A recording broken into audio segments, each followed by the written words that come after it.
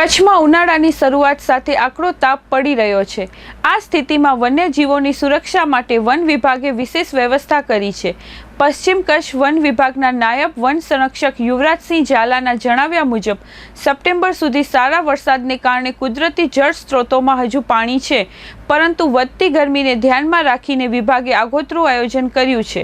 One વિભાગે અભયારણ્ય અને જંગલ વિસ્તારમાં 80 કૃત્રિમ વોટર પોઈન્ટ બનાવ્યા છે।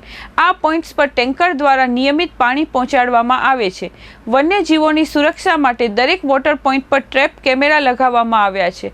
વિભાગે નાગરિકોને પણ અપીલ કરી છે કે ગરમીથી અસરગ્રસ્ત કે ઘાયલ પશુ પક્ષીઓ જોવા મળે તો વન વિભાગની હેલ્પલાઇન પર તાત્કાલિક જાણ કરે।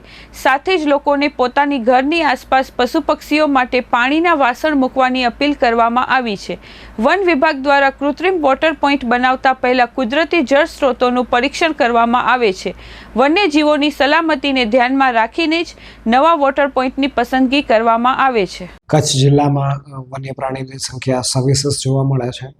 કચ્છ જિલ્લામાં વન વિભાગ દ્વારા જે વિસ્તારોમાં કુદરતી પાણીના સ્ત્રોત ઓછા થવામાં છે અથવા જે વિસ્તારોમાં કુદરતી પાણીના સ્ત્રોત પૂરતા પ્રમાણમાં છે તેનું સ્કેનિંગ કરીને દરેક વિસ્તારોને અલગ અલગ ગ્રીડમાં ડિવાઈડ કરીને વન્ય પ્રાણીઓ માટે પાણીના પોઈન્ટની કામગીરીનું આયોજન હાથ ધરવામાં આવેલું છે।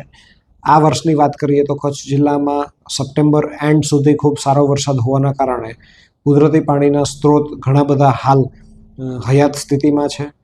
વન્ય પ્રાણીઓને જે વિસ્તારમાં કુદરતી પાણીના સ્ત્રોત ઓછા છે ત્યાં ટેન્કર દ્વારા આર્ટિફિશિયલી પાણી પહોંચાડીને પાણીના પોઈન્ટ બનાવીને ત્યાં વન્ય પ્રાણીની સુરક્ષા પણ થાય તે માટે સ્ટાફ દ્વારા પેટ્રોલિંગ પણ કરીને વ્યવસ્થા વન વિભાગ દ્વારા આયોજન હાથ ધરવામાં આવેલું છે। આ ઉપરાંત વન્ય પ્રાણીઓ માટે જે જગ્યાએ કેમેરા મીન્સ પાણીના પોઈન્ટ હોય ત્યાં કેમેરા ટ્રેપ લગાડીને પણ વન્ય પ્રાણીઓ આ વિસ્તારમાં પાણીના પોઈન્ટનો ઉપયોગ કરે છે કે કેમ તેનું સાયન્ટિફિક મોનિટરિંગ કરવાની કામગીરી પણ હાથ ધરવામાં આવેલી છે। આ ઉપરાંત હું ખાસ કરીને કચ્છ જિલ્લાની જનતાને જણાવીશ કે ઘણા બધા પક્ષીઓની હાજરી આ જિલ્લામાં છે, તો આપની વાડીએ અથવા આપના રહેણાંક વિસ્તારમાં પણ પાણીની વ્યવસ્થા થતી હોય તો એ કરવા માટે પણ હું અપીલ કરું છું।